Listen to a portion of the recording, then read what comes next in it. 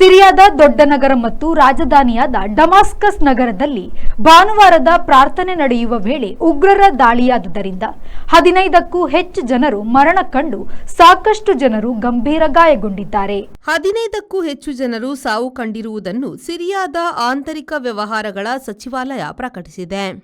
ಸಿರಿಯಾದಲ್ಲಿ ಬಹುಕಾಲ ಅಧಿಕಾರ ಹಿಡಿದುಕೊಂಡಿದ್ದ ಬಶರ್ ಅಲ್ ಅಸದ್ ಅವರನ್ನು 2024ರಲ್ಲಿ ಪದಚ್ಯುತಗೊಳಿಸಿದ ಬಳಿಕ ಸಿರಿಯಾದಲ್ಲಿ ಈ ಬಗೆಯ ದಾಳಿ ಆಗುತ್ತಿರುವುದು ಇದೇ ಮೊದಲು.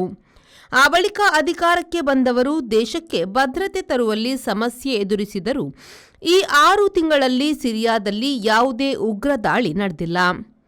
ಇಸ್ಲಾಮಿಕ್ ಸ್ಟೇಟ್ ಸಂಘಟನೆಯವರು ದಾಳಿ ನಡೆಸಿದ್ದು ಎಂದು ಹೇಳಲಾಗಿದೆ. ಈ ದಾಳಿಯಲ್ಲಿ ಇಡೀ ಚರ್ಚ್ ಉದುರಿ ಬಿದ್ದಿದೆ.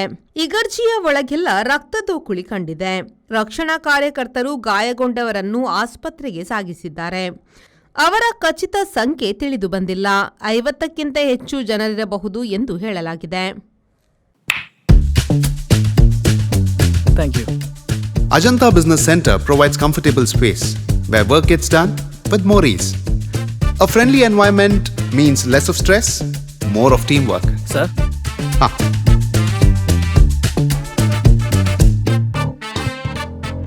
Every detail at Ajanta is thoughtfully managed, making our work much easier and more enjoyable.